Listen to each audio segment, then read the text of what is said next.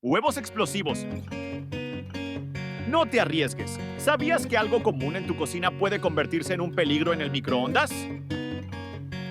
Los huevos cocidos recalentados en el microondas pueden explotar. La rápida acumulación de vapor en su interior crea una presión tremenda.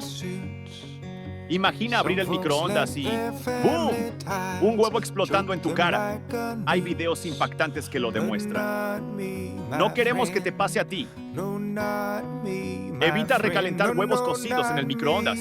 Mejor prevenir que lamentar. Comparte este video para que nadie sufra una explosión inesperada. Suscríbete para más consejos de seguridad en la cocina y déjanos un comentario si alguna vez te ha pasado algo similar.